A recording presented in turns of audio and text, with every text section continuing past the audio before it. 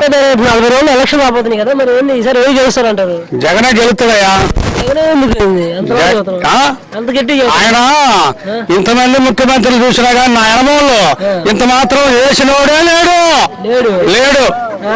అది పవన్ కళ్యాణ్ రేపు జగన్ తొక్కేస్తాను ఇవన్నీ మాటలే గానీ ఏ మాటలు కాదు, కూతురు ఉంటాయి అంతే.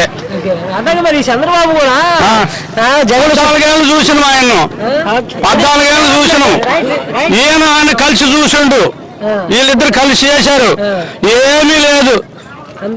రాష్ట్రం కరువు రాష్ట్రం, ప్రజలు ఎట్టున్నారా, పేదోళ్ళు సాదోళ్ళు ఎట్టున్నారని తిరిగి చూసిన వాళ్ళే కాదు, గెలవటం పోయి హైదరాబాద్ కూర్చోవటం.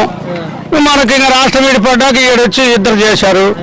ఏమీ లేదు, ఒట్టిదే సున్నే ఏమి లేదు. ఇప్పుడు నన్ను ఒకసారి చూడండి, జగన్ ఇచ్చేదానికన్నా ఎక్కువ ఇస్తా పథకాలు 6 గ్యారెంటీ లేదు. కేజీ బంగారమైన ఇస్తామంటారు, ఒక కారు ఇస్తామంటారు, ఎన్నెన్నో అన్ని చెబుతామంటారు. ఇవన్నీ డూపే.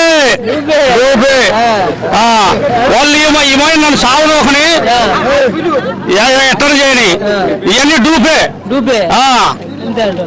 చంద్రబాబు మాత్రం ఓటేయో ఎవరు అంటే 14 ఏళ్ళు చూసిలా, 14 ఏళ్ళు చేస్తే ఇంకా చూసేదేంది, చేసిన ఆయన చూసేదేంది. అది అట్లాగే కూడా జగన్ పడేది కుర్చీ మడత పెట్టి అంటున్నాడు.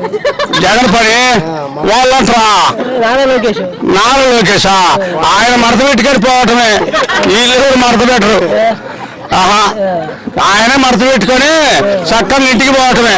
అట్లాగే మరి చంద్రబాబు మొన్న ఆడవాళ్ళకి రేపు మగవాళ్ళు ఓటు వేయకపోతే టీడీపీకి అన్నాలు పెట్టద్దు ఇంట్లో కానీ పెట్టేస్తున్నారు. వాళ్ళకి ఇంకా మా ఆడవాళ్ళు మమ్మల్ని మా భర్తలు బోబెట్టమంటున్నాము అంటే మాకు భర్తకు తగాదలు పెట్టడానిక, ఆయన ఇంకో వాళ్ళిద్దరికి ఒకరికొకరు కాకుండా చేయటానికి.